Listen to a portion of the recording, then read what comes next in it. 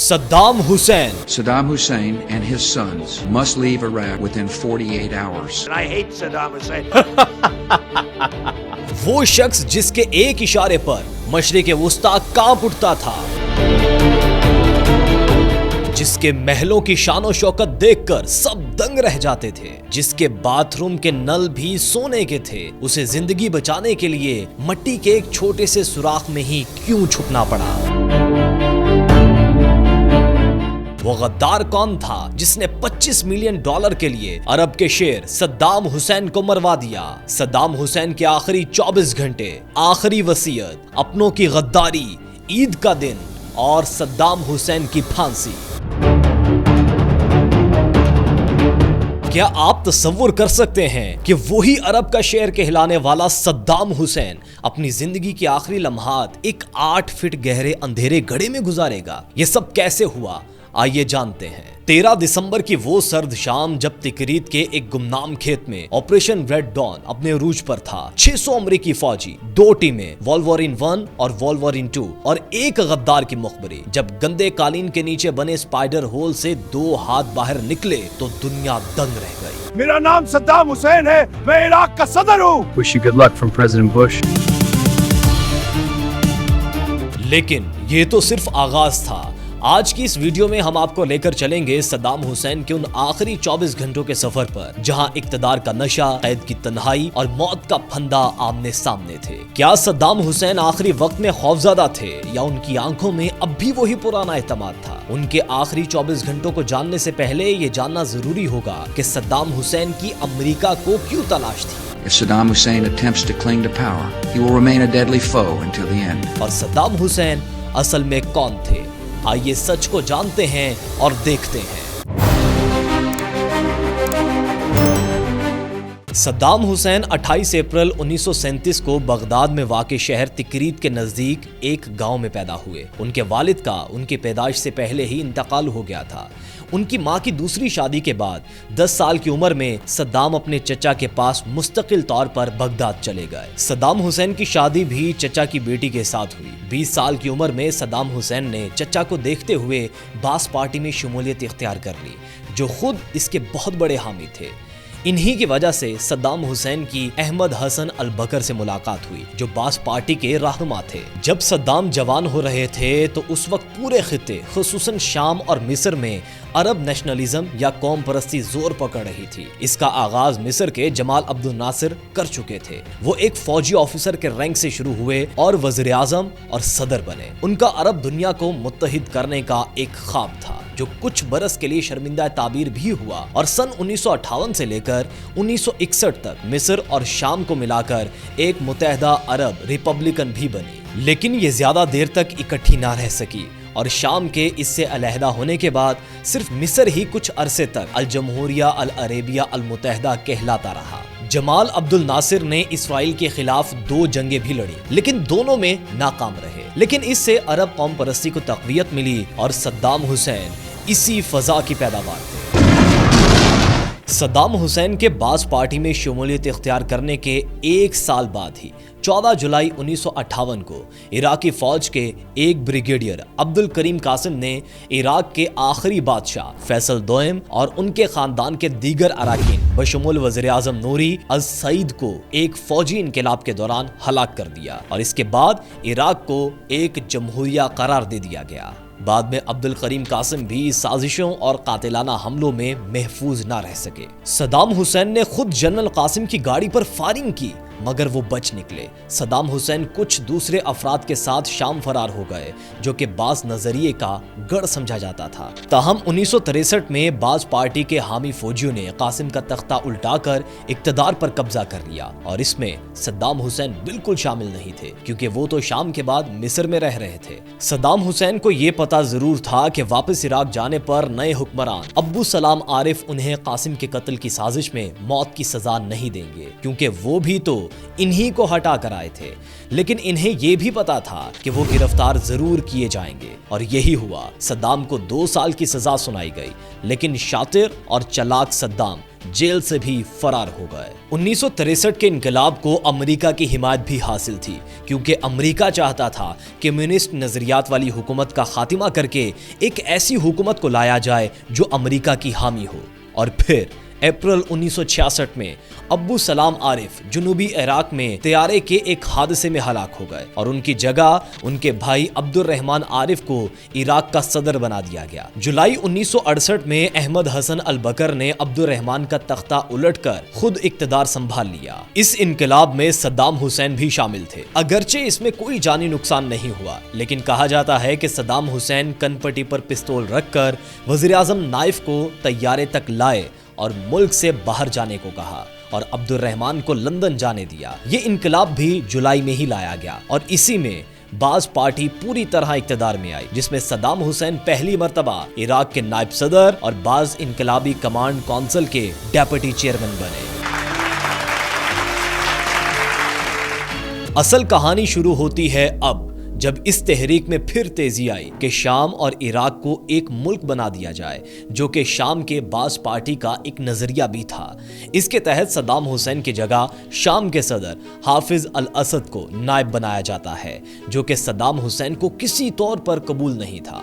सद्दाम हुसैन ने 16 जुलाई 1979 को उमर रसीदा अल बकर को इस्तीफा देने पर मजबूर किया और इराक के सदर बन गए। सद्दाम हुसैन जिस तरह इक्तदार में आए थे ये सबको मालूम था और बास पार्टी में बहुत से लोग उनके खिलाफ थे और निजी महफिलों में उसका इजहार भी करते थे। सद्दाम हुसैन ने एक पार्टी कांग्रेस बुलाई और कहा कि इस कमरे में जो लोग मौजूद हैं उनमें से कुछ मेरी लीडरशिप की मुखालिफत कर रहे हैं। इसके बाद सद्दाम हुसैन ने पार्टी के एक सीनियर रुकन अब्दुल हुसैन को बुलाया और कहा कि पहले वो इकरार करें वो क्या सोचते हैं। इसके बाद अब्दुल हुसैन ने उन अफराद के नाम पढ़ने शुरू कर दिए जो सद्दाम हुसैन की मुखालिफत करते थे।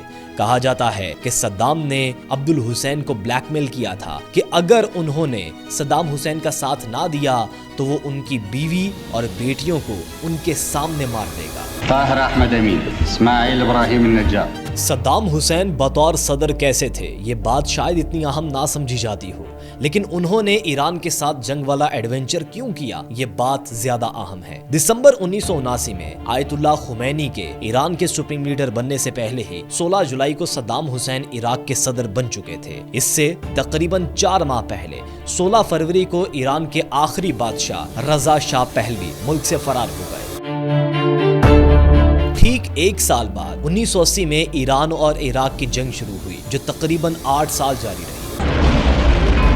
इनकलाब के बाद सद्दाम हुसैन को डर था कि कहीं ये लहर इराक में भी ना आ जाए, क्योंकि इराक में शिया बरादरी की अक्सरियत थी। ईरान के साथ जंग सिर्फ सद्दाम का फैसला नहीं था, अमेरिका और मगरबी ममालिक की ईरान के इनकलाब से पहले ही प्लानिंग थी कि इनकलाब को आने से पहले ही रोक दिया जाए। इसके लिए अमेरिका ने शहनशाह ईरान को इस्तेमाल किया। जब अमेरिका ये रोक ना सका तो उन्होंने ईरान के अंदर इस्लामी गिरोहों में फूट डालने की कोशिश की और बनी सदर ईरान के सदर बन गए। अगर ये हिकमत अमली कामयाब हो जाती तो यकीनन इनकलाब का रुख मुड़ जाता, लेकिन ये तरकीबें कामयाब ना हो सकी। मेरा ख्याल ये है कि सद्दाम से ये एडवेंचर कराया गया था। अगर अब ईरान को एक और धचका लगाया जाए तो इनकलाब बिल्कुल नाकाम हो जाएगा। मगरिब, अमेरिका और अरबों ने भी सद्दाम हुसैन को इस अरबो अजम मसले पर सपोर्ट किया। 8 साल की जंग का नतीजा ये निकला कि ईरान ने ना सिर्फ आखिर में अपने कुछ इलाके छुड़वा लिए बल्कि वो इराक के अंदर भी घुस गया। सद्दाम हुसैन के बारे में 2 परसेप्शंस हैं। एक ये कि वो बहुत जिद्दी और शार्प फैसले करने वाले इंसान थे। इस तरह का शख्स जो भी फैसले करता है फिर इसे लागू करने की भी कोशिश करता है। इसी वजह से ये भी कहा जाता है कि ये जंगे सद्दाम हुसैन की जिद्दी शख्सियत की वजह से थी। दूसरा नजरिया ये है कि इन्हें बड़ी ताकतों ने इस्तेमाल किया और आखिर में क्योंकि वो एक थके हुए घोड़े थे इसलिए उनको हटाना ही हटाना था। सद्दाम हुसैन से बहुत सी मिसकैलकुलेशंस भी हुई। जब सद्दाम हुसैन ने ईरान और फिर कुवैत पर हमला किया तो उनका ख्याल था कि इराक के अवाम एक इनकलाबी रहनुमा के तौर पर उनकी हिमायत करेंगे और उनके साथ उठ खड़े होंगे, लेकिन ऐसा बिल्कुल नहीं हुआ। और जब जंग से कुछ हासिल नहीं हुआ तो सद्दाम हुसैन ने गुस्सा इराकी कुर्दों पर निकाला। वो समझते थे कि ईरान के साथ जंग के दौरान कुर्दों ने ईरान का साथ दिया है। उनकी सिक्योरिटी फोर्सेस ने कुर्दों को मजबूर किया कि वो अपने घर बार छोड़कर भाग जाएं اور 1988 میں انہوں نے کردوں کے خلاف اپنا آخری حربہ استعمال کیا۔ صدر صدام حسین کی توقعات کے برعکس یہ جنگ صدام کو بہت مہنگی پڑی۔ 8 برس جاری رہنے والی اس جنگ میں 10 لاکھ افراد ہلاک ہوئے۔ اس کے علاوہ یہ جنگ عراق کے خزانے پر بڑا بوجھ ثابت ہوئی۔ صدام حسین نے ہمسایہ ممالک سے اقتصادی مدد مانگی۔ انہوں نے کویت پر عراقی تیل چوری کرنے کا الزام عائد کیا اور مطلوبہ معاوضہ نہ ملنے پر اگست 1990 میں عراقی فوجیں کویت میں داخل گئیں۔ صدام حسین کو یہ فوجی اقدام بہت مہنگا پڑا۔ ان کی توقع تھی کہ بڑی مذہبی طاقتیں جنہوں نے ایران کے خلاف ان کی جنگ میں عراق کا بھرپور ساتھ دیا تھا، ہتھیار اور وسائل فراہم کیے، اب اگر ان کی کھل کر حمایت نہ بھی کریں تو کم از کم مخالفت بھی نہیں کریں گے۔ لیکن حالات بدل چکے تھے۔ امریکہ اور اس کے اتحادیوں کے لیے خلیج میں اپنے مفادات یعنی تیل اور اسرائیل کی حفاظت ہر قیمت پر ضروری تھی، اور اسی لیے امریکی قیادت میں آپریشن ڈیزرٹ سٹارم کے تحت دسمبر 1998 میں امریکہ اور برطانیہ نے عراق پر جنگ مسلط کر دی۔ لیکن معاملہ بھی ختم نہیں ہوا۔ امریکہ مسلسل اس بات پر ڈٹا رہا کہ عراق کے پاس وسیع تباہی کے ہتھیار ہیں، getting Saddam Hussein to withdraw from Kuwait. اور برطانیہ کا کہنا تھا کہ ان ہتھیاروں کو صرف 45 منٹ میں قابل استعمال بنایا جا سکتا ہے۔ اس کے علاوہ عراق پر جوہری ہتھیار بنانے اور حاصل کرنے کا الزام بھی لگا، لیکن عراق پر امریکی حملے اور قبضے کے بعد سے اب تک ان میں سے کوئی بھی الزام ثابت نہیں ہو سکا۔ عراق پر امریکی اور برطانوی گٹھ جوڑ میں شامل ممالک کو اگرچہ اقوام متحدہ اور سلامتی کونسل کی حمایت حاصل نہیں تھی، اور اقوام متحدہ کے معائنہ کاروں نے امریکی برطانوی گٹھ جوڑ سے کیے جانے والے دعووں کی تائید بھی نہیں کی تھی، تاہم اس گٹھ جوڑ سے حملہ کر دیا گیا۔ اس قبضے کے بعد 22 جولائی 2003 کو صدام حسین کے دونوں بیٹوں اودے اور قصے کو عراق کے شمالی شہر موصل میں حملہ کر کے قتل کر دیا گیا۔ وہی امریکہ جو کبھی صدام حسین کا دوست تھا، وہ اب دشمن بن کر مسلسل اسے ڈھونڈ رہا تھا، مگر صدام حسین عراق میں ہی غائب ہو گئے۔ صدام حسین کو ڈھونڈنے کے لیے انعام رکھ دیا گیا۔ Today's $25 million on the head of Saddam. 25 million امریکی ڈالر کی لالچ نے صدام حسین کے دوست کو بے وفائی کرنے پر مجبور کر دیا، اور ان کے اپنے قریبی ساتھی اور باڈی گارڈ محمد ابراہیم عمر نے بنکر کی نشاندہی کر دی، جہاں عراق کا سب سے مضبوط حکمران صدام حسین موجود تھا۔ صدام حسین نے جس زیر زمین چیمبر میں خود کو چھپا رکھا تھا وہ 6 سے 8 فٹ گہرا تھا، جس میں ایک شخص کے لیٹنے کی جگہ تھی۔ اس میں ہوا کے گزرنے کے لیے راستہ بنایا گیا تھا، جبکہ ایک ایگزاسٹ فین بھی وہاں نصب تھا۔ جس چھوٹے سے فارم میں یہ گڑھا موجود تھا وہ بذات خود بہت چھوٹا سا تھا، اور اس میں صرف 2 چھوٹے جھونپڑی نما کمرے تھے۔ ان جھونپڑی نما کمروں میں سے ایک بیڈ روم تھا جس میں پہننے کے کپڑے لٹکے تھے، اور ان کپڑوں میں نئی ٹی شرٹس اور جرابیں موجود تھیں، جبکہ ساتھ ہی ایک مختصر سا باورچی خانہ تھا جس میں پانی کی سپلائی موجود تھی۔ جب امریکہ اور ان کی اتحادی افواج عراق کے اس علاقے میں موجود ہوتی تو صدام حسین اس فارم ہاؤس کی جھونپڑی نما کمروں سے نکل کر زیر زمین سوراخ میں پناہ لے لیتے تھے۔ یہ زیر زمین سوراخ دریائے دجلہ کے بہت قریب تھا، اور یہاں سے صدام حسین کے محلات میں سے چند محل بھی نظر آتے تھے۔ جب صدام حسین کو بنکر سے باہر نکال کر گرفتار کیا گیا تو ان کا حلیہ بہت بگڑا ہوا تھا۔ بال لمبے تھے، داڑھی بڑی ہوئی تھی، اور آنکھوں کے گرد سیاہ ہلکے تھے۔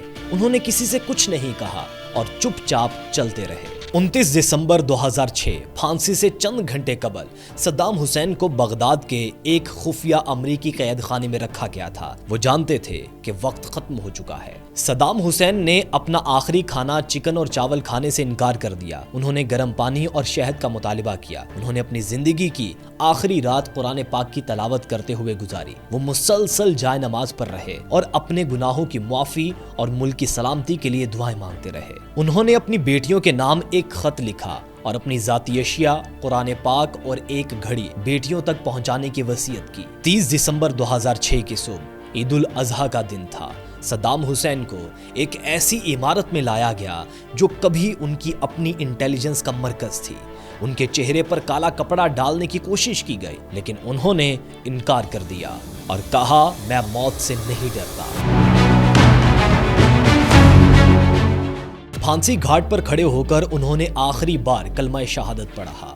ابھی وہ کلمہ مکمل کر ہی رہے تھے کہ تختہ گرا دیا گیا۔ وہ شخص جس نے 3 دہائیوں تک عراق پر راج کیا، چند سیکنڈز میں تاریخ کا حصہ بن گیا۔ صدام حسین کی موت نے دنیا کو 2 حصوں میں تقسیم کر دیا۔ کچھ کے لیے وہ ایک ظالم ڈکٹیٹر تھے جنہوں نے انسانیت کی تذلیل کی، اور کچھ کے لیے وہ ایک ہیرو تھے جنہوں نے آخری وقت تک امریکہ کی آنکھوں میں آنکھیں ڈال کر بات کی۔ لیکن تاریخ کا فیصلہ اٹل ہے، طاقت چاہے کتنی ہی بڑی کیوں نہ ہو، اسے ایک دن زوال آنا ہی آنا ہے۔ آپ کے مطابق صدام حسین ہیرو تھے یا ویلن؟ کمنٹ سیکشن میں اپنی رائے کا اظہار ضرور کیجیے گا، اور ایسی مزید ویڈیوز کے لیے سبسکرائب کریں۔